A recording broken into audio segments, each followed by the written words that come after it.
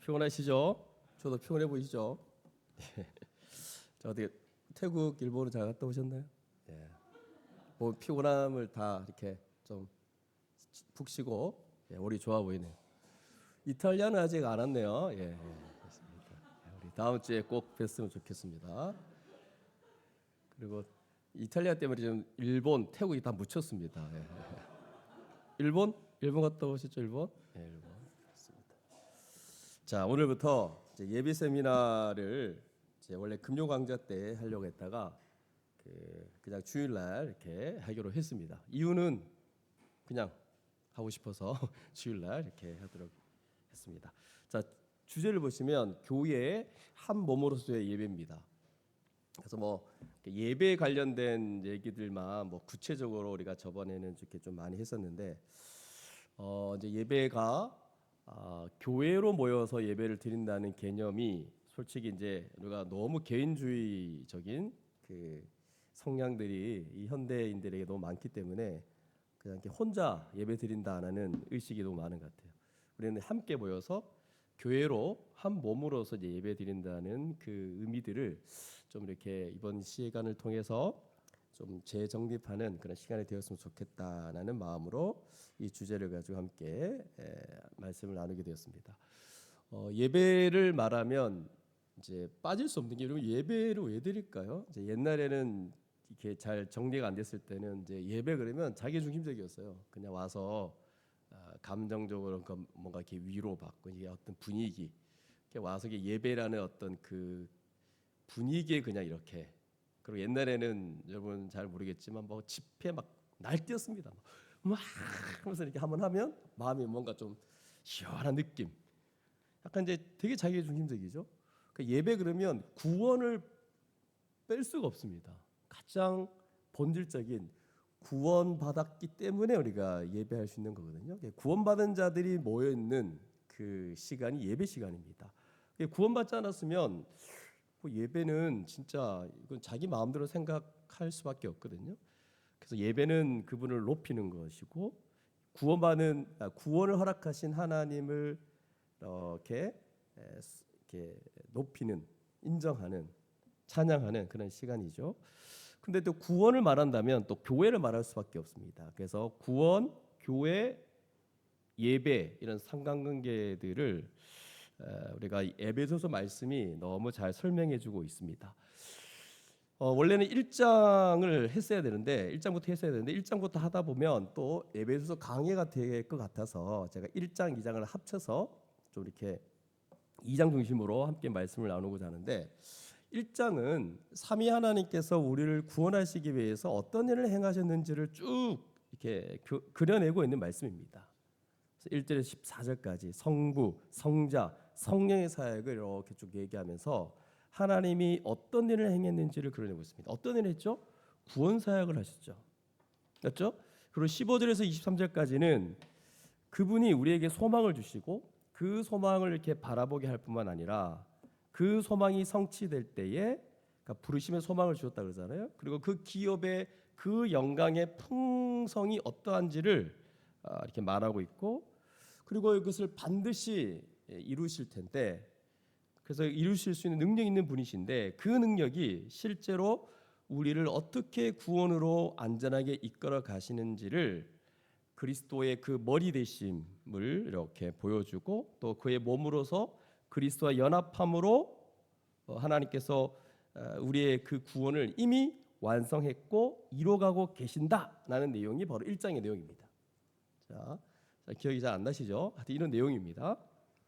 그리고 2장은 삼위 하나님께서 이루시고 또 이뤄가시는 그 구원을 이제 그리스도와 연합해서 그분의 능력으로 우리의 구원을 이루시는 거예요. 그러니까 1장은 하나님의 관점에서 구원을 얘기하는 것이라면 2장은 우리의 관점에서 구원을 설명해내고 있다라고 생각하면 될 것 같습니다. 그래서 오늘은 이 2장 말씀을 중심으로 함께 좀 말씀을 나누고자 합니다. 크게 두 가지로 볼 수 있는데 1절부터 10절까지 그리고 11절에서 22절까지 두 개로 나눌 수 있는데 오늘은 1절에 10절 말씀을 함께 보도록 하겠습니다. 그래서 우리가 잊어버렸던 이 구원에 대한 얘기들을 함께 좀 나누고자 합니다. 자, 1절에서 3절까지는 구원받기 전에 어떤 상태였는지, 어떤 존재였는지를 얘기하고 있고, 그리고 4절부터는 하나님께서 그럼에도 불구하고 우리를 어떻게 구원하셨는지를 말하고 있고, 그리고 7절에서 10절까지는 이게 믿음으로 이루어진 은혜다. 뭐 자랑하지 마라. 뭐 너로 말미암지 않는다. 하나님이 주신 선물이다라는 설명을 덧붙여 말하고 있습니다. 자, 이 본문은 이미 뭐 성경적 교회에서도 나오고 DBS도 했고 뭐 앱에서도 강의 설교도 들었고 너무 잘 아는 말씀이라서 그냥 부담 없이 뭐 졸아도 됩니다. 예, 부담 없이 이렇게 여행 가서 이렇게 이제 이렇게 쉬는 듯한 느낌으로 들으면 안 되겠죠? 예. 그래서 그냥 자연스럽게 잘 따라오시면 될 것 같습니다. 자, 첫 번째 2장 1절을 보시면 허물과 죄로 죽었던 너희를 살리셨도다. 원래 이제 원문에는 살리셨다는 게 없습니다. 원래는. 그래서 이게 약간 제목처럼 허물과 죄로 죽었던 너희 이렇게 나와 있는데 요거를 문장이 안 끝나니까 5절에 살리셨고라는 표현을 가지고 와서 개역 개정에는 문장을 만들어낸 거예요. 그럼 여기에서 죄로 말미암아 영적으로 죽은 존재를 지금 설명하고 있는데, 그럼 영적으로 죽은 존재다. 그럼 여러분 이건 과거의 모습이에요. 지금은 우리가 살아 있잖아요. 그럼 영적으로 죽었다는 게 뭡니까? 하나님에 대해 죽었다는 거예요. 하나님과 아무런 관계도 없을 뿐만 아니라 하나님을 전혀 인식하지 못하고 하나님을 알지도 못하는 존재. 그게 이제 영적으로 죽었다는 거예요.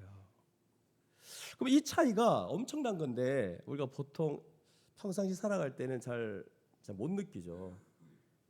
제 생각에서 우리는 하나님을 압니다. 성령의 도우심으로 새로운 존재가 되었어요. 그래서 말씀이 이렇게 이제 전파된 거잖아요.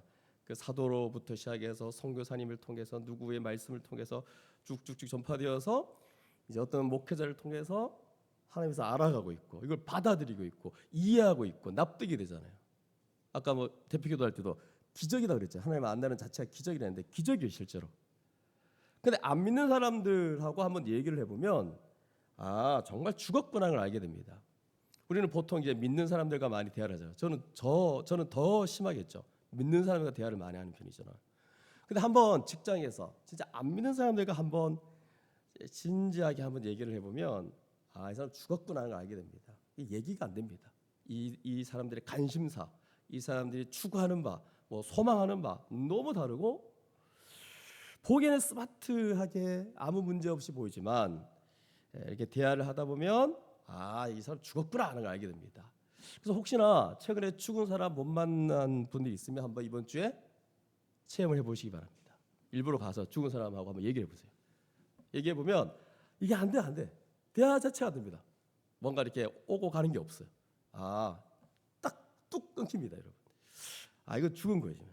그런데 교회 안에서도 죽었다라고 이렇게 느낄 수 있는 사람이 있죠. 근데 그런 분들은 참 대단한 거죠. 죽었는데도 물론 이제 우리 교회는 잘 없겠지만 다른 교회 보면 죽었는데도 교회에 와 있어요. 예. 아니 죽었는데 어떻게 예배 시간에 앉아 있으며 죽었는데 어떻게 말씀을 듣고 있는지 아주 특별한 사람이에요. 그래서 그런 사람들 귀하게 여겨야 됩니다, 여러분. 가능성이 아주 무궁무궁한 사람이에요.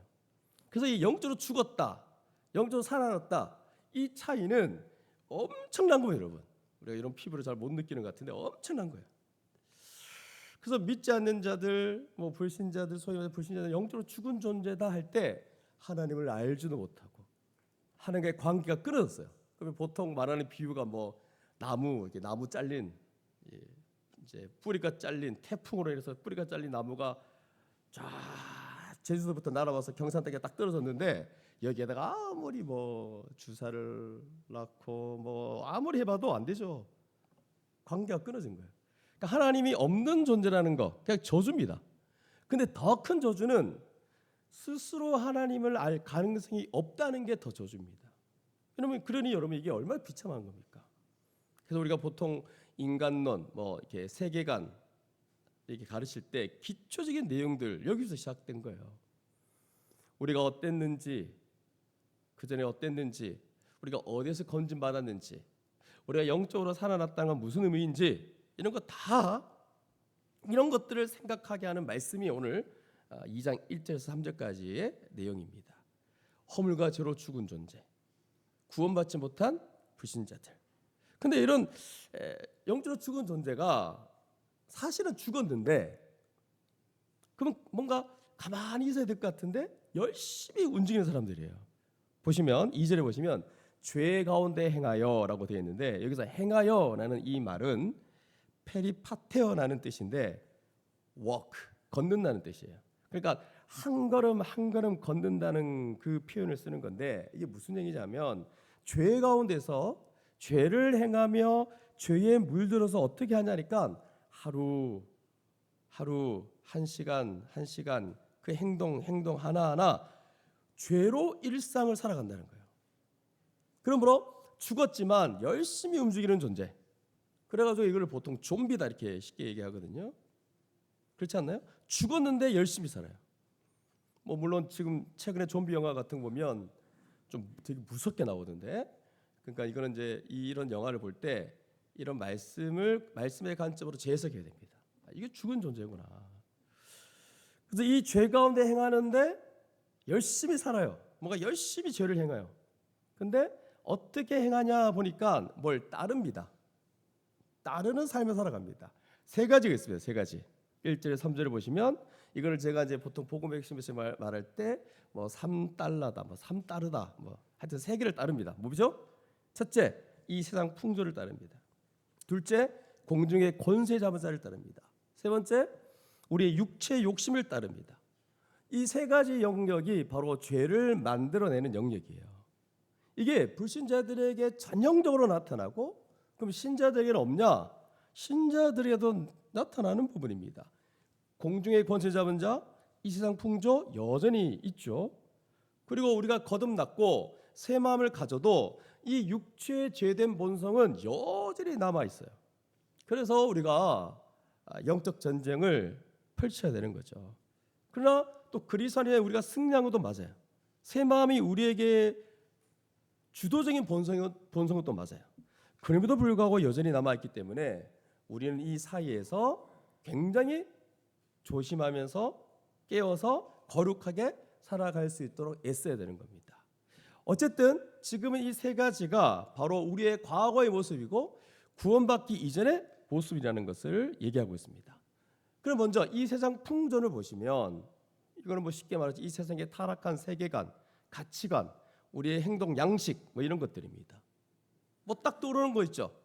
이 세상의 타락한 세계관, 행동 양식, 아침부터 시작해서 밤까지 다 미디어나 모든 거 다 돈을 추구하게 만드는 생활 양식이죠. 온갖 악한 문화, 사회 구조 뭐 이런 것들 이런 걸 다 포함시켜서 얘기하고 있는 거예요. 인간이 타락함으로 이 세상에 저주를 받습니다. 그러면 피조 세계가 저주를 받는 것뿐만 아니라 문화의 저주도 있어요. 역사와 문화, 뭐 구조 이런 데 다 저주를 받게 돼 있습니다. 우리 이 땅을 살아갈 때 사회과학 하시는 분들 보면 구조적인 문제들을 많이 얘기하거든요. 이 구조에서부터 의식의 깊은 영역까지 이게 이렇게 역사와 연결되어 있으면 이 죄에서 벗어나기가 참 쉽지 않습니다. 그래서 이제 교회 생활에서 이 직분론 같은 거 있죠. 그리고 오래된 교회들 보면 이 직분론이 왜 이렇게 계급처럼 되냐?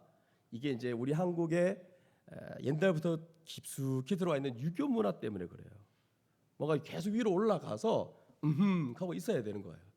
왜냐면 교회는 유기체적인 공동체라서 한 몸으로서 교회가 전제하고 거기에서 좀 더 교회를 더 견고하게 하기 위해서 직분이 필요한 건데 우리 한국 교회의 직분론이 잘 안 되는 이유가 유교 문화예요. 유교 문화. 이게 이제 이런 구조 속에 문화 속에 뭔가 죄가 들어와서 구조가 되어버린 거죠. 아주 이상한 구조가 되어버린 거죠. 또 치리 같은 걸 할 때 이것도 이제 한국 교회에 잘 안 되는 게 수치문화라는 게 우리 한국 교회의 정서가 되게 많이 있대요. 한국 사람들한테 많은 사람들한테 뭔가 이렇게 딱 얘기하는 거를 엄청 싫어한대요. 이게 너무 강하게 들어와 있어가지고 뭐 교회가 치리를 한다든지 권증을 한다든지 이것도 잘 안 된대요. 어쨌든 간에 이런 구조, 이런 문화가 지금 이렇게 들어와 있다는 겁니다. 그래서 이 세상 사람들은 이 세상의 풍조, 악한 문화가 굉장히 강한데, 근데 이제 이 사람들은 신경 안 쓰죠. 그래서 굉장히 편하게 삽니다. 근데 우리는 불편한 거죠. 왜? 우리도 편하게 살다가, 여기 다 편하게 살다 왔잖아요. 그러다가 우리를 거기서 꺼지면해서 거룩한 하나님의 백성으로 삼은 거 아닙니까? 맞죠? 맞죠? 근데 여전히 우리가 여기에 발을 딛고 살아가요. 그러니까 이게 근본적인 갈등이 생기지 않을 수가 없습니다. 물론 또 이렇게 말할 때 오해하면 안 되는데, 하나님이 창조하신 세상은 여전히 하나님이 다스립니다.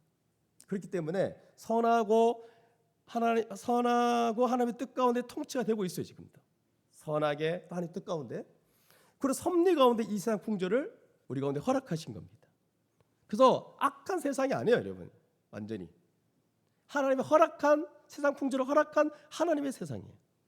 그래서 주 대신 하나님을 우리가 믿고 이 세상에서 담대하게 살아야 되지만, 그럼에도 불구하고 여전히 이 세상은 죄 세상이고, 그리고 우리는 나그네라는 사실을 생각하며 이 땅을 살아갈 수밖에 없습니다. 그래서 이 땅의 타락한 세상은 이제 나중에 보겠지만, 한 그릇 음식으로 장자권을 파는 그런 에서와 같은 그런 가치관이 주도하는 세상이에요. 아무것도 아닌 거예요. 이 영적인 부분들은 아무것도 아닌 이 세상의 좋은 것들이 완전히 주도하는 세상.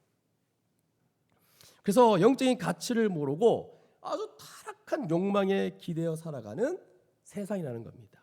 그래서 디모데후서 3장 1절에서 5절 같은 데 보면 이 세상의 특징들이 쫙 나와 있습니다. 자기를 사랑하고 돈을 사랑하고 자랑하며 교만하며 비방하며 부모를 거역하고 감사하지 않고 거룩하지 않고. 근데 이것들이 세상 사람들 말하는 것도 있지만 교회 안에도 있다 이렇게 얘기합니다. 뭐 무정하고 원통함을 풀지 않고 모함하고 절제하지 못하고 사납고 선한 걸 좋아하지 않고 배신하고 조급하고 자만하며 쾌락을 사랑하기를 하나님 사랑하는 것보다 더하며, 그리고 마지막에 경건의 모양은 있지만 경건의 능력은 부인하는 자 이렇게 돼 있어요. 이게 이 시대의 특징이에요. 이게 이 세상 풍조에 대한 얘기고, 두 번째, 공중의 권세 잡은 자를 따랐다 그래요. 그럼 공중의 권세 잡은 자는 뭡니까? 마귀입니다, 여러분. 그 당시 세계관에 의하면 좀 구분을 합니다. 뭐 하늘, 뭐 공중, 이 땅 이래 가지고 공중의 거처를 삼은 사탄 마귀라고 생각을 했어요. 근데 이제 이 사탄은 우리에게는 이제 이미 끝난 존재죠. 십자가로 말미암아 결박된 존재. 결박된 존재라서 손도 못 댑니다. 이렇게 뭐 삼키려고 막 울잖아요. 울기만 하지 삼키지를 못합니다. 그래서 누가 하나님의 손에서 우리를 빼앗아갈 수 있냔 말이에요. 절대 그럴 수 없습니다. 울기만 합니다. 그러나 여전히 미혹하는 힘은 강하죠. 그래서 우리가 담대해야 될 것은 그들은 결박당했다는 거. 그러나 불신자들 사이에는 이 권세를 갖고 있어가지고 그들을 완전히 지배해버립니다. 그래서 그들에게 아주 강력한 영향을 끼칩니다. 이들을 완전히 좌지우지합니다. 근데 또 사단이 그들의 의지에 반해서 움직이는 것도 아니에요. 왜 그러냐면 뒤에 표현을 보면 불순종의 아들들 가운데 역사한다 그러거든요. 이게 서로 합이 맞는 거예요. 하나님을 대적하고 자발적으로 죄를 범하기 원하니까 사단도 그래? 그러면서 서로 마음이 맞는 거죠. 그러면서 지배력을 더 심하게 발휘할 수 있는 거예요. 세 번째, 육체의 욕심을 따라 행하며 육체와 마음에 원하는 것을 하여 이렇게 되어 있는데, 쉽게 말해서 죄의 종력 가운데 살아간다는 거예요. 여러분, 공중의 권세 잡은 자, 악한 사탄 마귀도 있고, 맞죠? 그리고 이 세상 풍조도 악하고, 그런데도 본인도 악화돼요. 여러분 생각해 보십시오. 이 죄에서 벗어날 수 있는지. 본인도 악하고 더럽고 부패한 본성을 가지고 있어요. 그러니까 여기서 벗어날 수가 없죠. 얼마나 큰 고통 가운데 살아가겠냐 말이죠. 그래서 우리가 영적인 안목을 가질 필요가 있는데, 불신자들이 그냥 멀쩡하게 살아가는 것 같지만 사실은 그 육체의 그 죄된 본성에 의해서 또 이 세상 풍조와 어울려서 온갖 사탄 마귀가 장난치면서 그들은 이렇게 자기를 섬기는 자를 종로로 사게 만들거든요. 여러분 사단의 종로로 산다 생각하십시오. 얼마나 고통스럽습니까? 고통을 주는 게 목표거든요. 그래서 얼마나 고통 가운데 살고 있는지. 하나님이 없으니까, 영적으로 죽었으니까 당연히 소망도 없지 않겠습니까? 여기서 벗어날 소망이 하나도 없는 거예요. 그러니까 죽었는데 좀비처럼 하루하루를 자신을 괴롭히고 고통스럽게 하는 방향으로 살아가고 있다는 거예요. 근데 결론은 또 뭐냐니까 본질상 진노의 대상이었다 이렇게 말합니다. 그래서 영적인 안목을 가지고 봐야 됩니다. 여러분 주변에 이렇게 잘 사는 사람들 보면서 아유 막 속으로 이렇게 표정은 그렇게 안 지지 속으로는 부럽다. 영적인 안목이 없는 거죠. 잘 사는 것 같지만 불신자의 인생 자체는 고통이다, 두려움이다. 그리고 하나님을 향한 불순종과 대적, 분노, 또 자신을 향해서 모든 최악의 선택을 해나가면서 이 고통 가운데 살아가는 존재. 그게 하나님이 없는 사람들. 근데 우리가 바로 그런 자들이었다는 거예요. 그럼 여러분 사실 이 얘기하면 지금 나하고 좀 거리가 먼데 이렇게 느끼는 분이 있을 거예요. 늘 아니면 이제 겸손해서 자기를 부족하게 아니죠. 거리가 먼 것 같습니까? 거리가 가까운 것 같습니까? 이걸 봤을 때 대부분 아마 거리가 멀 거예요, 맞죠? 근데 또 겸손해가지고 난 이런 사람이야 하면서 막 지금 그런 분도 있을 텐데 대부분 아마 이 정도는 아닐 거예요, 맞죠? 그렇지 않나요? 왜 그러냐면 일단 살았잖아요. 일단 좀비는 아니잖아요. 그러니까 우리가 생각할 수 있는 건 뭐냐면 이 본문을 통해서 우리가 이런 존재였는데 어떻게 구원받았을까? 이걸 생각하게 만들어주는 본문이 오늘 이 에베소 말씀입니다. 그래서 이 본문을 굳이 이렇게 설명하는 이유, 이 에베소서에 이런 내용이 나와 있는 이유, 예전에 우리가 이런 존재였다는 것을 잊지 말라는 거예요. 기억해줘 막 외치잖아요. 그 사람들은 기억해줘.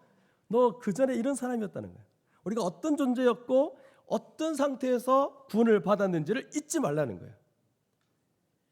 그래서 우리는 과거에 하나님 없이 소망 없이 하나님과의 관계가 완전히 끊어져서 영적으로 죽은 존재, 이게 우리의 전 주소였어요. 우리의 과거의 모습이었어요. 그래서 도대체 우리가 어떤 존재였는가 이걸 말하고 있고, 근데 하나님께서 우리를 어떻게 구원하셨는가를 말하고 있는 내용이라는 겁니다.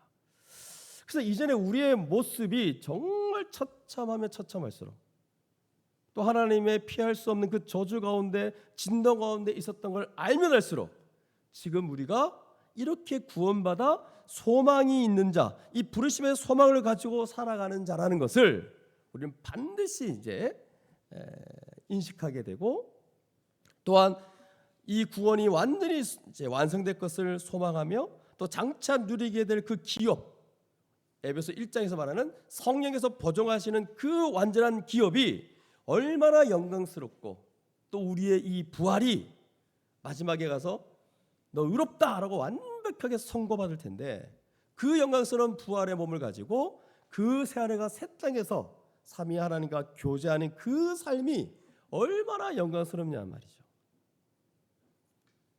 그래서 여러분 구원받기 그 전과 지금도 이미 엄청나고 또 마지막 완성된 새하늘과 새 땅에서 살게 될 그 영광스러움, 삼위 하나님과 교제, 영원토록 교제하게 될 이 간격을 생각하면 지금 감동은 없지만 이 간격을 생각하면 우리가 얼마나 엄청난 구원을 받았는지를 생각할 수 있는 거죠.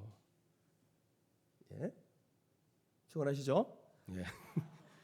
그리고 나서 4절에서 어떤 얘기를 하니까 긍휼이 풍성하신 하나님이 우리를 구원했다는 거예요. 그 큰 사랑을 인하여. 이게 4절, 5절, 6절 엄청난 얘기를 하고 있습니다. 이 짧은 본문에서 어마어마한 이 엄청난 하나님의 이 은혜의 이 무게감을 느낄 수 있나요? 어마어마한 무게감이 여기 있습니다. 두 가지를 말하는데, 첫 번째가 우리의 구원이 하나님, 참으로 하나님의 긍휼, 사랑, 큰 은혜로 말미암은 것이다. 그 얘기를 하고 있고, 두 번째가 우리의 구원은 그리스도와 함께한 구원이다. 이 두 가지를 얘기하고 있습니다. 4절, 5절, 6절, 7절까지 엄청난 표현이 묘사되어 있습니다. 4절, 긍휼이 풍성하신 하나님이 우리를 사랑하신 그 큰 사랑으로 인해.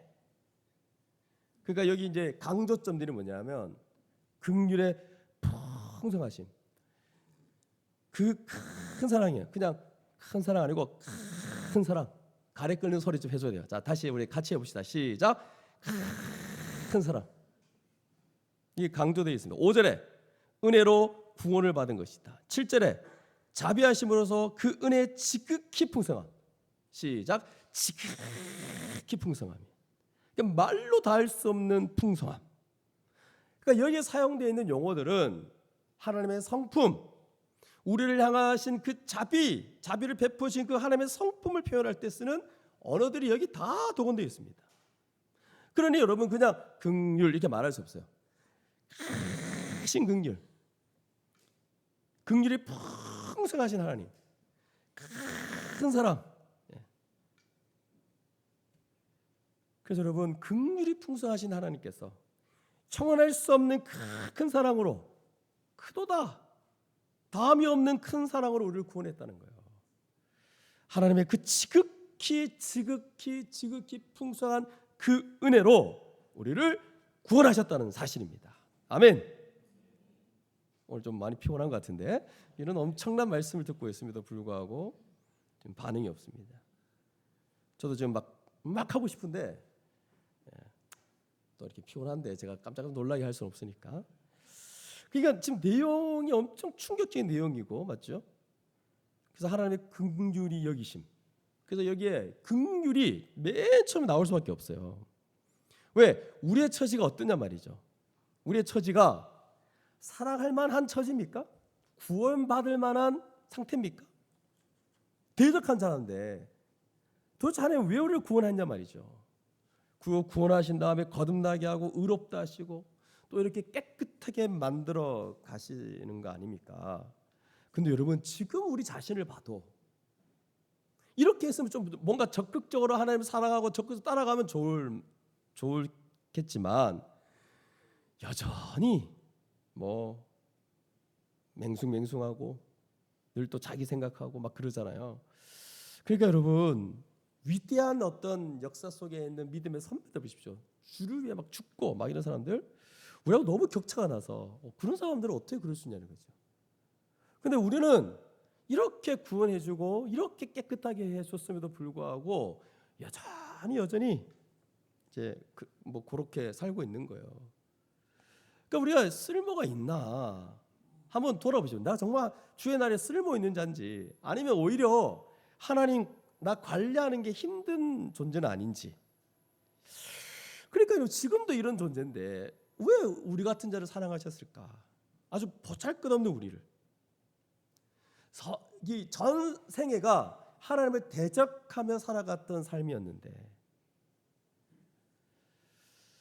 그래서 여러분 피조물 주제에 하나님을 대적한 자 아닙니까 여러분? 우리가 하나님께 범한 그 모든 죄는 영원한 지옥으로 가게 돼 있어요. 왜 이 형벌을 말할 때 영원한 지옥에 간다고 얘기하는가? 그게 죄가 너무 커서 영원히 시간을 들여도 갚을 수가 없다는 얘기가 아니라 우리가 영원토록 벌받아도 하나님께는 갚음이 안 되기 때문에 영원이라는 표현을 쓰는 거예요. 그러니까 여러분 창조주 하나님께 범죄한 이 죄는 아주 작은 죄라도 영원한 형벌에 관한 죄인 거예요. 그러니까 오늘 한우만 가지고도 이 얘기 되게 많이 하잖아요. 오늘 하루 동안 우리가 나 오늘 하루 아침에 일찍 일어나서 예배 준비하고 여기 올 때는 괜찮은데 생각하잖아요. 멀쩡하다 생각할 수 있지만 부패한 심령이 우리 가운데 있잖아요. 오늘 아침에 일어났는데 왠지 남편이 꼴도 보기 싫어. 옆에만 와도 왠지 짜증내고 싶어. 뭐 이런 거. 이미 부패한 심령을 갖고 있어요. 그래서 오늘 하루도 영원한 지옥에 가기에는 충분한 만큼 뭐 좀비는 아니지만 죄 가운데 열심히 행하신 거예요.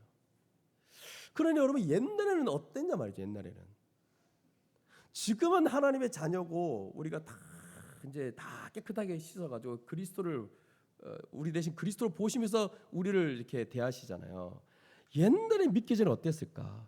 정말 하나하나가 하나님이 거역하고 어쩌면 우리 숨소리조차도 하나님 배반하고 우상을 숭배하는 그 깊은 마음에서부터 우러나오는 적극적인 죄를 향한 그 성량을 가지고 살아왔던 자, 전방위적으로 온몸을 다해서 하나님을 거역하는 그 성량, 하나님을 향한 그 적개심 가지고 살았던 우리의 존재가 우리였다는 거예요. 하나님과 원수 관계를 맺고 하나님을 대적했던 존재가 바로 우리였다는 거예요. 그래서 하나님의 영원한 형벌을 피할 수 없던 그 존재를 어떻게 구원하셨는가? 단어가 하나밖에 없어요.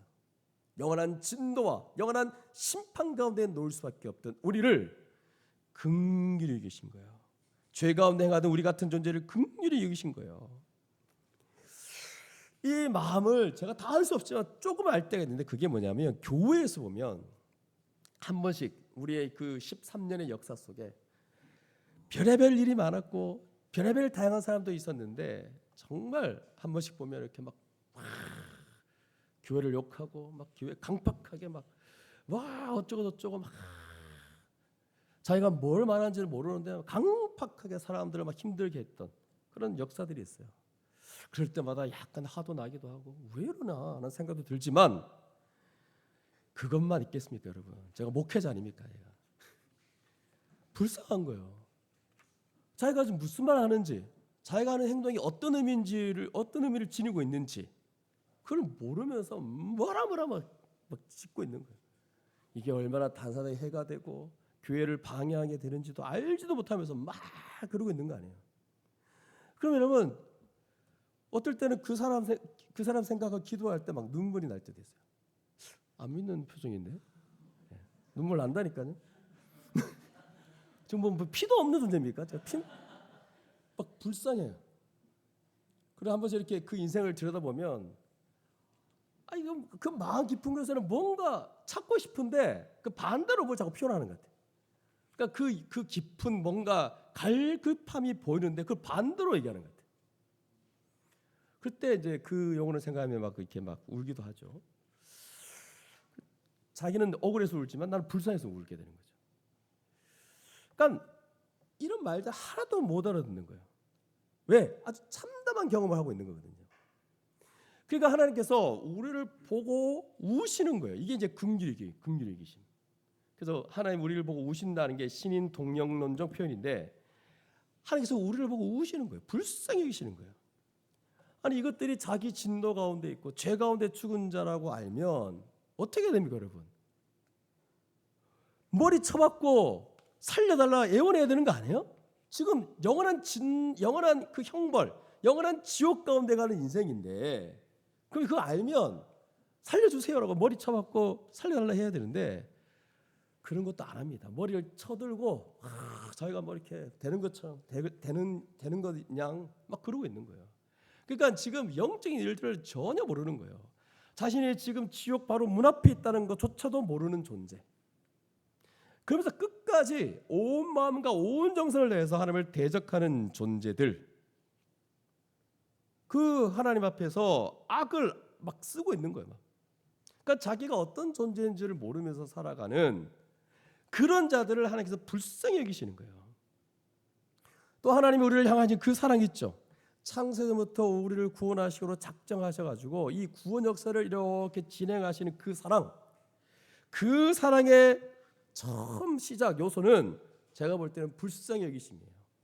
갈 바를 알지 못하는 자들을 불쌍히 여기시는 거예요. 그래서 측량할 수 없는 그 자비, 말로 형언할 수 없는 지극히 풍성함, 그 크기를 잴 수 없는 그 어마어마한 은혜를 베푸셔가지고 우리를 구원하셨다라고 여기서 말씀하고 있습니다. 그래서 어떻게 했다고요? 살렸죠. 살려주신 거예요. 그리고 좀 더 구체적으로 말하면 이 세상 풍조에 휘둘리지 않은 인생이 되겠고, 공중의 권세 잡은 자가 아니라 거룩한 영, 성령을 따라 행할 수 있는 자가 되게 하셨어요.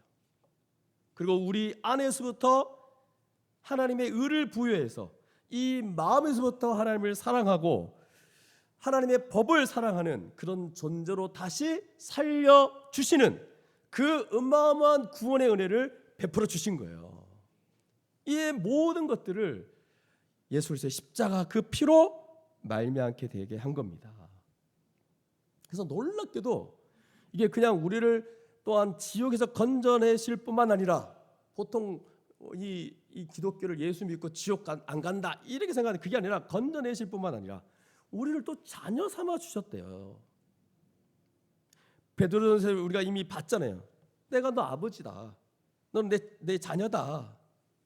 그러니까 옛날에는 지금보다 좀 나은 게 뭐냐면 부모의 지위, 신분, 생각, 가치관 자녀가 다 닮아가는 거 이게 신분사회에서 그대로 이어받았거든요. 너는 부모다, 넌 자식이다 이럴 때 근데 지금은 뭐냐면 너는 너대로 살아라. 나대로 살게요. 이게 지금 이 시대의 흐름이에요. 근데 옛날에는 그렇지 않아요. 그래서 내가 내 아버지 아니냐? 내가 아들 삼아주지 않았냐? 그러니 나도 거룩하니 너희도 거룩하라. 이게 베드로전서에서 나왔던 논리였어요.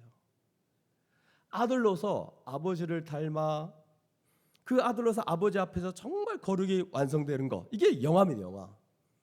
그래서 정말 교제하며 살아갈 수 있는 거예요. 그런 자녀로 삼아주신 거예요. 근데 이미 거룩한 자로 보셔가지고 성도라고 부르게 해서 성도예요. 성도. 이미 우리 거룩한 자가 되었어요. 그리고 자녀로서 아버지가 부르며 기도하며 아들로서 그 거룩을 갖춰가는 그런 인생을 살게끔 이 땅 가운데 우리를 두신 거예요. 그러니 여러분 이 구원이 얼마나 대단한 겁니까? 어떻게 본질적으로 진노밖에 없는 그 인생의 결론이 그런 진노라는 결론밖에 없는 인생을 그런 존재를 불쌍히 여기시고 구원하셔가지고 여기까지 이끌어 가시는가? 그 아들을 화목제물 삼으시고 우리의 죄를 다 지시고 십자가에 죽게 하심으로 그분이 이 땅에서 이루신 모든 의를 또한 우리의 의로 삼아서 그리스도가 이루신 이 부활 생명을 우리에게 주시고 그리스도의 모든 자산들 사랑, 온유, 인내, 양선, 오래 참은 이 모든 것을 다 우리에게 주셔가지고 그 아들을 닮아 그 아들의 형상에 이르도록 우리를 갖고 가시는 그 은혜를 어떻게 우리에게 주셨냐? 바로 큰 사랑이에요. 큰 사랑. 그 큰 사랑으로 인하여 큰 사랑을 베풀어 주심으로 이렇게 우리를 이끌어 오신 거예요. 그분의 사랑이 느껴지십니까? 그래서 에베소서 1장의 그 기도의 가장 핵심은 뭐냐면 지혜와 계시의 영이신 성령께서 우리의 마음을 밝히셔가지고 하나님이 얼마나 큰 사랑을 베푸시는 분인가를 더 알아가도록 기도하고 있어요. 또 우리에게 허락하신 이 구원이 얼마나 굉장한지를 알아가도록 기도하라고 되어 있고 그리고 또한 뭐 하라고 되어 있죠? 성경에 기록되어 있으니 그 성경을 밝혀줄 거라는 거죠. 그래서 그 하나님의 사랑과 우리에게 베푸신 이 구원이 얼마나 큰지를 날마다 알아가야 되는 거죠. 우리가 늘 남은 인생 그 하나님의 사랑을 더 풍성히 알아가는 우리 모두가 될 수 있기를 바랍니다. 그래서 시작은 우리의 구원의 시작은 풍성한 긍휼, 큰 사랑이었어요.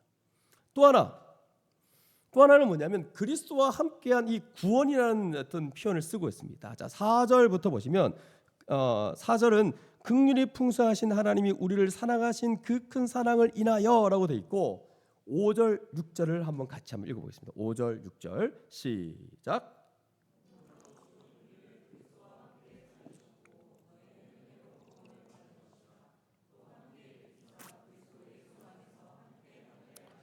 자, 너무나 잘 아는 표현들이 그리스도와 함께 그리스도 예수 안에서 함께 이 얘기는 뭐냐면 그리스도 연합이죠. 우리의 구원의 비밀은 그리스도와의 연합입니다. 우리가 받은 구원은 그냥 이렇게 몇 가지 주신 게 아니고 바로 그리스도와 합하여 그분이 성취하신 거 그분의 어떤 신적인 본성들 이런 것들 우리에게 필요한 모든 걸 허락하신 거예요. 우리에게 그분 자체를 우리에게 주신 거예요. 예수 그리스도를. 얼마나 놀라운 영광스러운 기업인지 1장에서도 그 기업의 영광스러움이라고 표현하잖아요. 왜 그러냐면 그리스도 안에서 함께 받은 것이기 때문에요. 근데 여러분 기가 막힌 게 그리스도와 함께 살리셨고 이렇게 나와 있잖아요. 맞죠? 또 그리스도가 함께 일으키셨다 그랬잖아요. 또 그리스도 예수 안에서 함께 하늘에 앉히시니라고 되어 있잖아요. 근데 여러분 이게 다 과거형이에요. 뭐 앞에 살렸다 일으켰다 이것도 뭐 그럴 수 있는데 하늘에 앉혔다는 거, 그 영광의 자리에 앉혔다 그러고 있는데 이게 과거형이에요. 아직 안 이루어졌어요. 그 하늘에 우리의 이름이 있고 우리가 거기에 소속된 거라는 것은 완벽하게 언제 하게 되냐면 마지막 때 예수의 그 재림 때에 완전히 영광스럽게 드러날 거예요. 그러나 과거형을 썼다는 말은 너무나 분명한 현실이에요. 확실하게 보정된 것이기 때문에 문법적으로 과거형으로 설명하는 것이 더 옳은 형태의 본문이라는 거예요. 그런데 여러분이 얼마나 대단한 겁니까? 우리의 위치가, 우리의 주소가 위에 있습니다.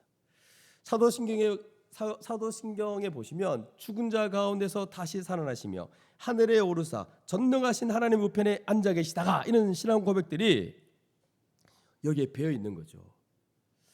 그래서 여러분 이 본문을 보면서 먼저 첫 번째는 살리셨다는 거, 두 번째는 함께 일으키셨다는 거, 세 번째 함께 하늘에 앉히셨다라고 나오는데, 근데 여러분 이걸 각각 얘기하고 있는 거잖아요. 근데 주석에는 보통 이걸 각각으로 잘 설명 안 하고 5절에 함께 살리셨다, 맞죠? 맞죠? 그럼 우리도 살아났단 말이잖아요. 보통 이걸 뭐라고 말하면 중생, 거듭남 얘기합니다. 두 번째 또 함께 일으키사, 마치 뭔가 무덤에서 일으키신 것처럼 느껴지죠. 근데 이것도 대부분의 주석들은 중생, 거듭남이라고 설명을 하는데, 그리고 마지막 하늘에 앉혔다는 건 영화로서 이렇게 설명을 한단 말이에요. 근데 여러분 왜 굳이 그러면 함께 살렸다, 함께 일으켰다는 걸 중생으로 본다면 굳이 왜 표현을 다르게 썼을까? 하나만 하면 되지. 뭐 낭비 아닙니까? 그래서 그렇게 좀 더 풍성하게 보려면 살리셨다는 건 거듭남, 그러면 함께 일으켰다는 거는 영광스럽게 한 거다라고 생각을 하면 어떨까 해서 우리 인생에 함께라는 표현을 쓰잖아요. 그러니까 그리스도 안에서 우리가 함께 누리는 것 중에 이미 베드로전서 말씀 가운데도 구원의 서정을 얘기했어요.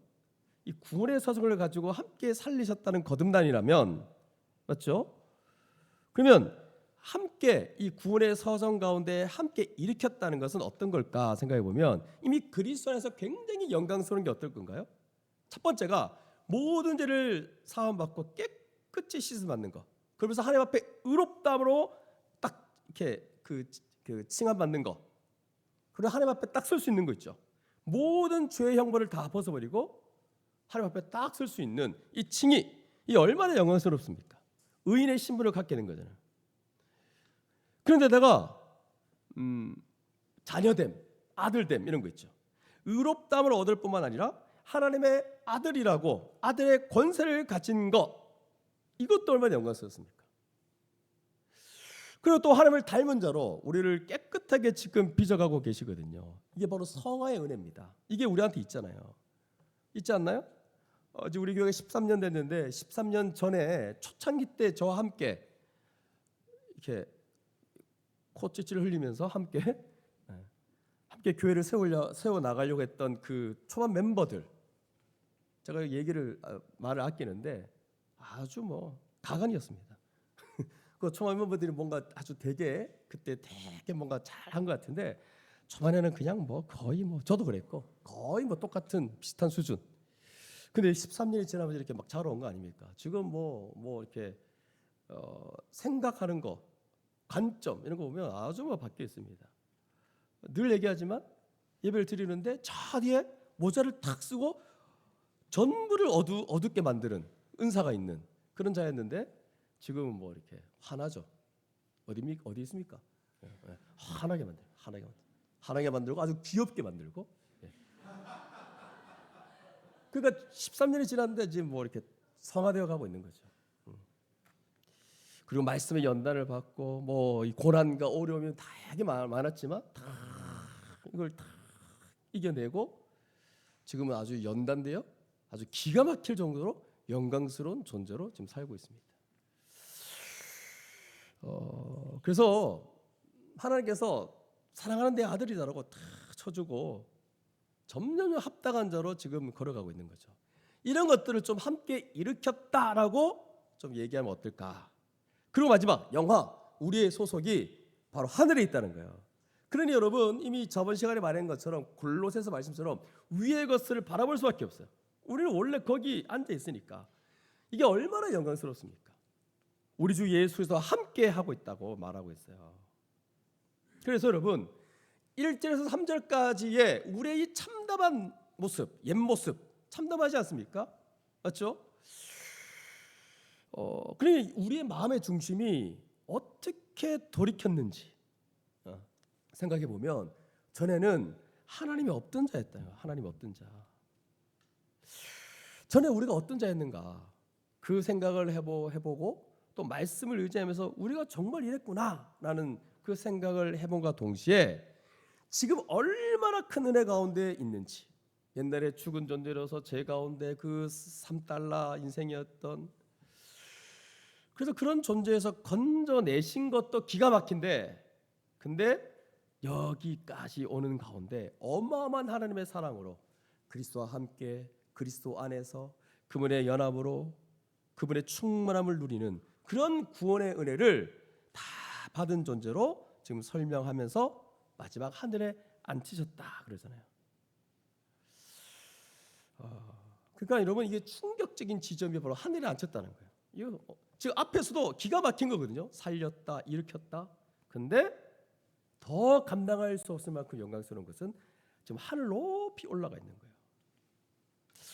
그러면서 또 성경이 말하는 건 뭐냐면, 하나님이 얼마나 또 우리를 사랑하시는지를 알도록 지금 이 본문이 지금 그려내고 있습니다. 전혀 사랑받을 만한 존재가 아닌데 사랑하고 계신다는 거예요. 그래서 우리가 어떤 존재였는지에 대한 이 대조, 근데 지금 그리스도와 함께 어떤 삶을 살고 있는지, 이거를 날마다 묵상하며 살아가야 될 것 같아요. 오늘 이 설교를 준비하면서 많은 생각을 해봤습니다. 그리스도 안에 있다, 그리스도와 합했다, 그리스도의 모든 충만한 복에 참여했다. 그걸 또 완전히 누리는 것은 또 마지막 때 아닙니까? 그래서 지금 이런 정말 감당할 수 없을 만큼 충만하게 누리고 있는 게 사실입니다. 왜? 우리 같은 자가 뭐라고? 1절에서 3절까지를 생각해 볼 때 옛 모습 아닙니까? 근데 솔직히 생각해 볼 때 이게 옛 모습이지만 지금도 있죠. 맞죠? 지금도 있지 않습니까? 그래서 매일매일 1절에서 3절까지의 그 삶으로 살아가다가 이제 이렇게 완전히 옮겨진 거고, 근데 지금도 이게 있잖아요. 그래서 매일매일 죄를 지을 때도 있죠. 하지만 그런 우리들을 지금도 불쌍히 여기세요. 지금도 불쌍히 여기세요. 근데 우리가 완전히 이제 두려워하지 않는 이유, 우리가 그리스도 안에 있기 때문에 하나님의 은혜에서 떨어져 나갈 것을 두려워하지 않는 거예요. 그리고 지금도 계속 그렇게 살고 있어요. 그리스도 안에 있는 모든 복이, 모든 이 기쁨이, 그 모든 의와 모든 거룩이, 또 아들됨의 그 신분이, 또 우리를 향하신 하나님의 무한한 사랑, 긍휼하심이 그리스도 안에서 충만히 우리 안에 거하고 있는 거예요. 이 엄청난 은혜가 지금도 면면히 우리 가운데 흐르고 있습니다. 모든 죄의 증서를 말소시키고, 예수께서 죽을 때 우리의 옛사람도 완전히 죽게 하시고, 또 우리가 살아날 때 새 사람으로 살게 해 주셔가지고 하나님에 대해서 살 수 있는 존재로 매일매일 갱신시키는 하나님의 은혜가 우리 가운데 있다는 거예요. 이 모든 걸 다 말해주시는 건 우리가 그리스도 안에 있는 인생이라는 거예요. 예수 그리스도께서 손수 무릎을 꿇고 우리의 발을 씻기셔가지고 우리를 깨끗하게 해주신 거예요. 그래서 우리를 벗으로 삼아 주셨어요. 히브리서 말씀에는 형제라 부르심을 받는 것을 부끄러워하지 않으셨다 그래요. 그분 안에서 그분과 벗이 되어지고 우리 주 예수 그리스도의 그 충만한 가운데 살아가고, 또 우리 주님과 깊은 교제를 누리며 살아갈 수 있는 이 땅에서의 삶이 얼마나 복되냐 말이죠. 우리가 하나님 앞에서 어떤 존재였는지 생각할 때마다 지금도 연약하고 참으로 교만해서 죄를 범하고 있지만 그래도 여전히 그 모든 행위대로 갚지 않으시고 불쌍히 여기시고 또한 그리스도의 보혈로 덮으시고 또 덮으시고 또 덮고 또 덮고 또 덮으셔가지고 우리를 날마다 새롭게 하시고 깨끗하게 하시고 그리스도의 모든 것으로 우리를 계속해서 아름답게 지금 우리를 빚어 가시는 그런 하나님의 거대한 그 은혜 가운데 우리가 있고 하루하루 살아가고 있다는 사실입니다. 여러분, 이것이 얼마나 큰 은혜입니까? 그럼 여러분, 이 예배 세미나 때 이 얘기를 왜 하고 있냐 말이면, 근데 이렇게 말해도 구원에 대한 얘기를 이렇게 했습니다. 그럼 여러분, 이거는 이미 가장 본질적인 거죠. 가장 끝난 얘기예요. 근데 어떤 분들 중에는 힘든 분들이 있는 것 같아요. 어떤 분들은 인생이 막막하기도 하고 좀 막 두렵기도 하고 또 막 낙심 가운데 있는 자들도 있고. 근데 이런 자들이 이런 구원을 허락하신 또 내가 그리스도 안에 있다는 것 자체로 위로를 받고 여기에서 감격하고 감사해야 되는데 자꾸 다른 데서 위로를 찾는 것 같기도 하고 또 이런 두렵고 힘든 이 상황 앞에서 막 자기를 자책하기도 하고 원망하기도 하고 뭐 후회도 하고. 그러니 여러분, 예배 때마다 뭔가 영혼이 막 찌들려 있는 거예요. 쭈그러들 때가 있다는 거죠.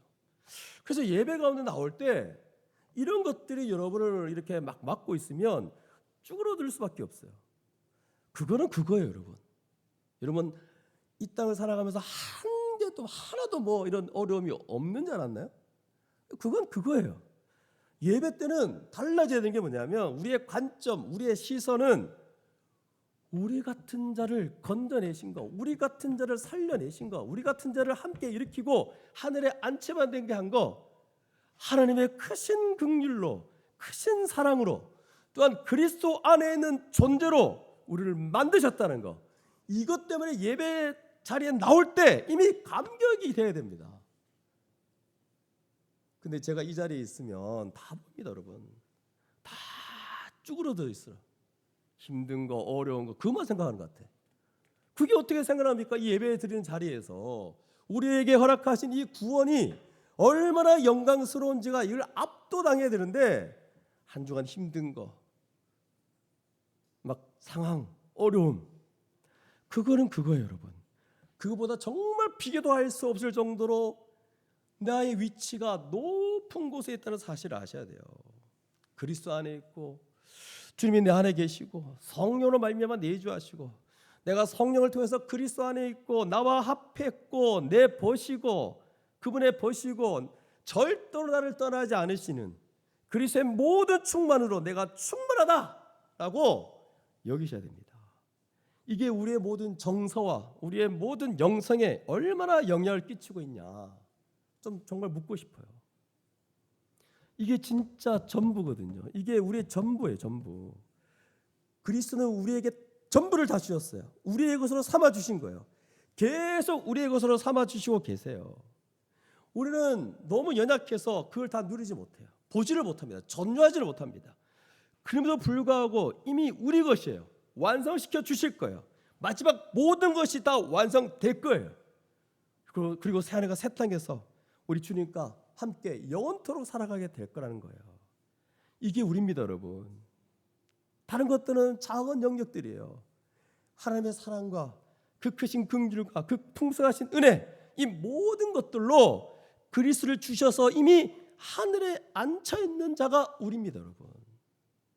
다른 주변적인 것들로 너무 괴로워하지 말아야 됩니다.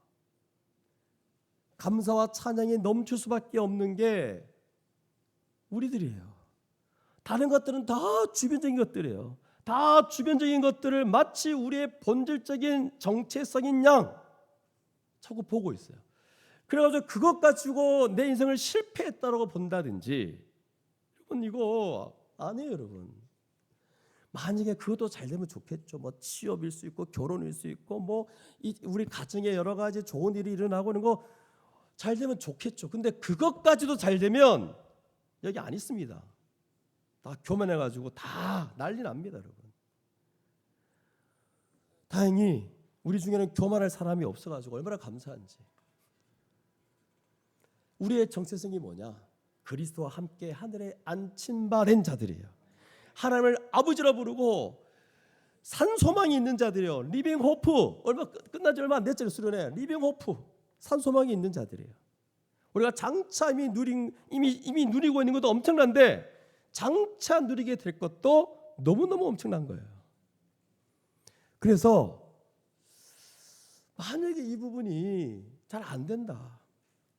예배 본질은 바로 이겁니다, 여러분. 그러면 여러분 하루 일주일 좀 어디 제발 가셔가지고 내가 그리스도 안에 있습니다. Being in Christ. 내가 그리스도 안에 있는 존재입니다. 이거를 30분이든 1시간이든 좀 묵상하면서 이게 내 현실로 보일 때까지 좀 묵상하고 그걸 붙잡고 좀 감사하는 기도를 드렸으면 좋겠어요. 이걸 좀 믿게 해달라고. 믿음이 없습니다. 도와주십시오. 믿게 해주십시오. 그래야 여러분 여기에 우리가 소위 그토록 바라는 행복이 여기 있어요. 우리를 기쁨과 평강 가운데 살도록 허락해 주신 거거든요. 또 어떤 사람 중에는 저는 부족합니다. 그걸 누릴 만한 자격이 있을까요? 그러니까 예수님이 그런 자들을 위해서 십자가에 죽으셨죠. 저는 너무 부족합니다. 잘 알죠. 딱 보면 압니다. 부족합니다. 근데 저는 부족해서 아이고 진작에 알고 있었어요. 그걸 이제 알았나요? 그래서 구원해 주신 거거든요. 우리는 그리스도와 함께 하늘에 앉아있는 존재예요. 이거를 여러분 이게 우리를 장악해야 돼요. 다른 것들이 우리를 막 흔들면 안 됩니다. 우리는 이미 그리스도의 은혜로 구원받아서 그리스도 안에서 복을 누리며 살아가는 존재. 그리고 주님과 함께 깊은 교제를 나누고 그분을 통하여 그분과 함께 있으면서 위로를 받고 또 그분에게 기도하며 그분의 응답을 받는 그런 깊은 교제 가운데 살아가야 거기에 삶의 생명력이 있는 거죠. 거기서부터 우리가 살아갈 힘이 나오는 겁니다. 우리가 예수와 함께 있고 하나님을 아버지라 부르고 그리고 우리 주 예수의 벗으로 살아가며 그러면서 하나님을 아버지라 부르면서 마지막에 완성된 그 구원이 우리 가운데 이미 보장되어 있어요. 그 소망 가지고 이미 우리는 깨끗해진 존재로 하나님 사랑하고 하나님 사랑하신 그리스도의 마음을 갖고 이미 그리스도의 의로 그 십자가로 우리가 완전히 깨끗함을 얻었고 의롭다 선언받았고 또 미래가 완전히 보장되어 있는 또 하나님께서 아들아 날마다 우리를 부르시면서 내가 너를 지켜주겠다는 거예요. 내가 너를 보여주겠다는 거예요. 우리를 이렇게 이끌어 가시는 그런 하나님의 놀라운 은혜가 있는 거예요. 어디에서? 그리스도 안에서. 이게 우리의 존재입니다. 우리에게 그리스도를 주셨으니까 그것으로 내가 너를 사랑한다는 걸 보여주겠다라고 자기 아들을 화목제물로 주셨으니 이게 바로 하나님의 사랑이라고.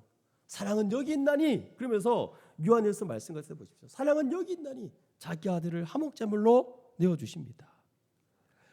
이런 은혜를 우리에게 주셨는데 이 사랑 안에서 감격하고 기뻐하고 그리스도 안에 있는 우리의 신분과 그 영광과 그 구원의 풍성함, 그 부유함, 그 하늘의 기쁨과 그 평강, 하늘의 지혜와 그 능력 이런 것들을 예배 가운데 나오셔가지고 생각하고 묵상하고 표현하고 고백하고 이런 게 아니라 지금 제가 말했던 이런 것들이 마치 죽은 언어처럼 죽은 진리처럼 옆에다 딱 제쳐두고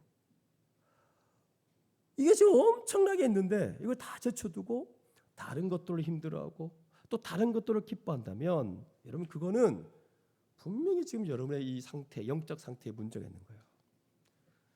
우리 모두가 그리스도 안에 있다는 사실을 믿기를 바랍니다.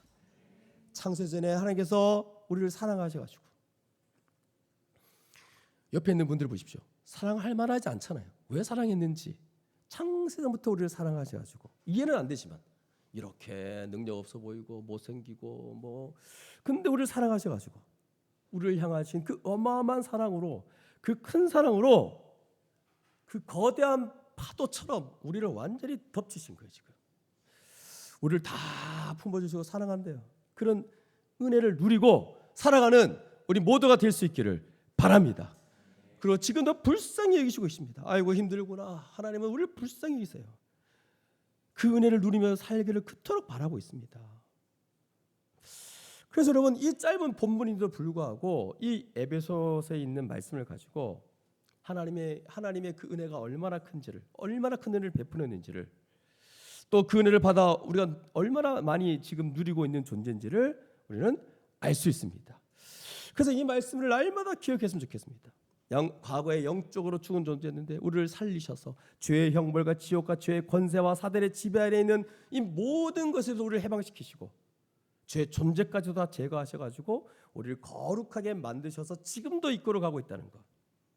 예전에 하나님을 완전히 대적하고 그렇게 살아갔던 우리들인데 불쌍히 여기시고 지금도 불쌍히 여기시고 있는 우리들인 거예요.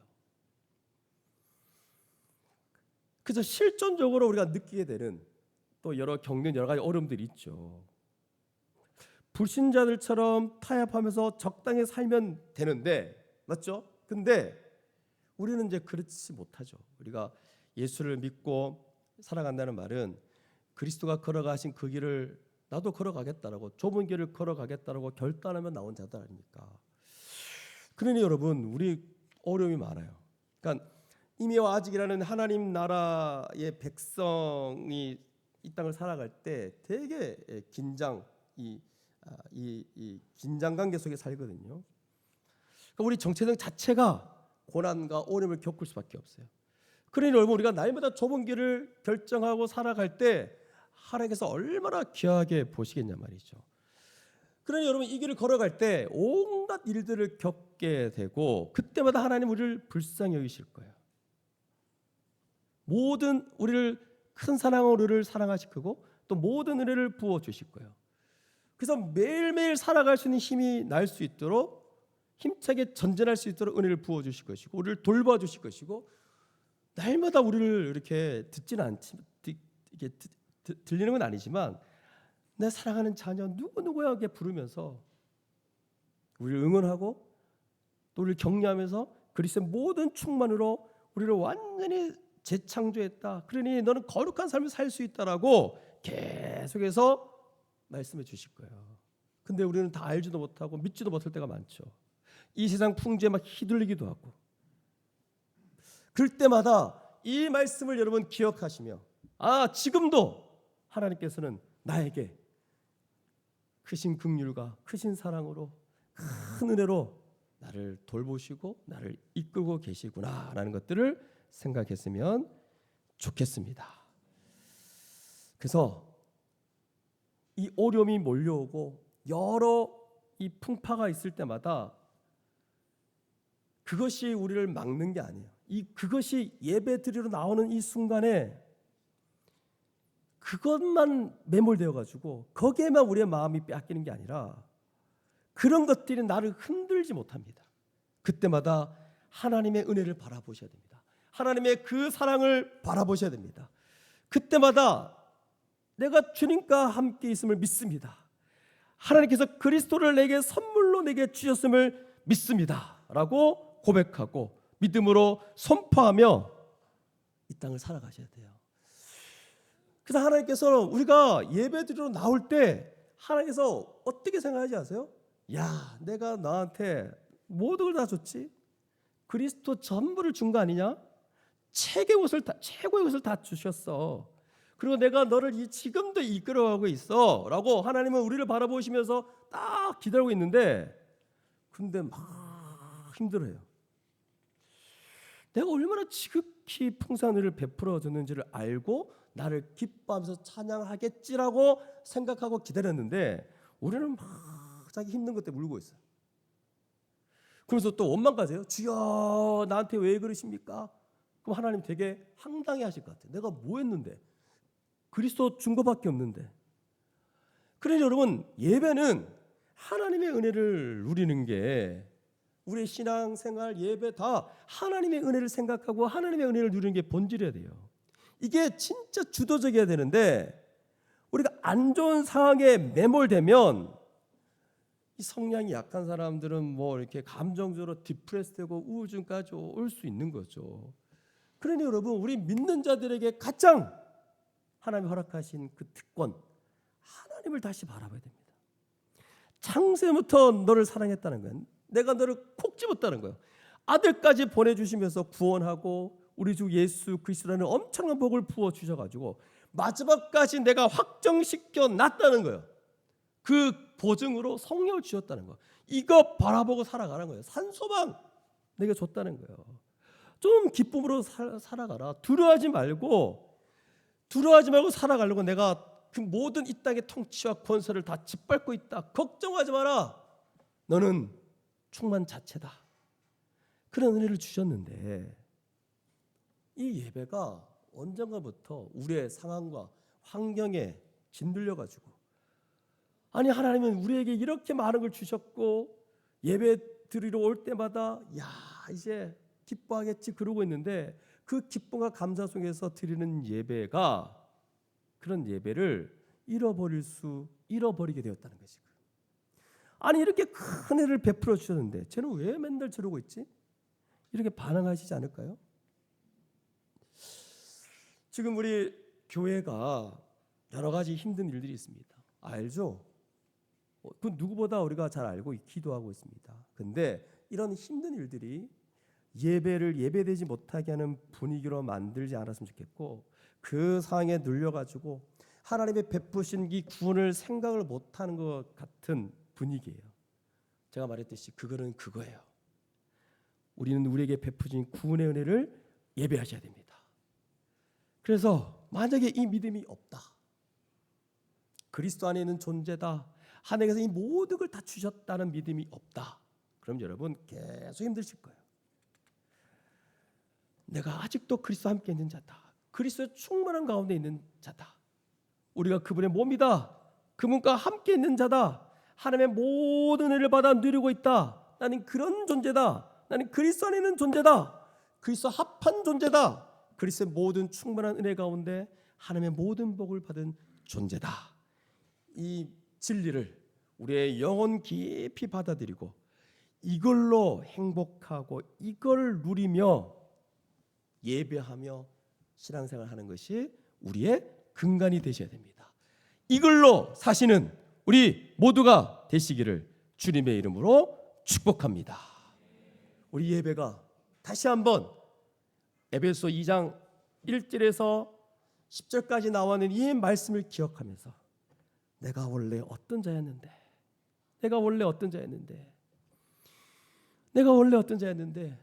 나에게 크신 긍휼과 크신 사랑으로 그렇게 큰 은혜로 나를 구원하셨고 또 그리스도 자체를 주셨는데 내가 왜 이 예배가 점점 뒤로 밀려가고 있고 왜 점점 예배 가운데 그 상황에 눌려가지고 하나님께서 이렇게 나에게 예배하시고 베풀어 주신 그 은혜를 생각하지 못할까?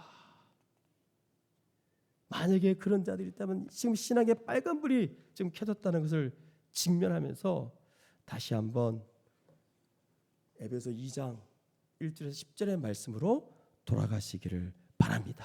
그래서 이런 저런 일을 겪고 정말 캄캄하고 낙심이 된다 할지라도 온갖 다양한 일들을 만난다 할지라도 내게 허락하신 이 놀라운 은혜와 그리스도 이 복음 때문에 내가 이렇게 지금 교회에 있는 것이고 또 함께 이렇게 지체로 함께 모여 있는 것이고 그래서 여러분 그리스도 자체가 우리에게 큰 위로가 되었으면 좋겠습니다.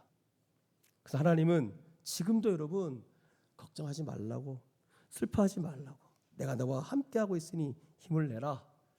상처받은 거 내가 다 싸매주겠다. 걱정하지 말라. 내가 있다. 내가 너한테 항상 함께 있으니 걱정하지 말라고 예배를 드리는 이 자리 가운데 우리에게 분명히 말씀하고 있는 거예요. 우리 모두가 이 말씀 기억하며 우리의 예배가 바뀌고 우리의 상황에 짓누르지 않는 날마다 이 구원의 은혜를 기억하며 감격하며 기뻐하며 하나님을 높이며 하나님을 찬양하는 그런 예배가 되기를 주님의 이름으로 축복합니다. 함께 기도하겠습니다.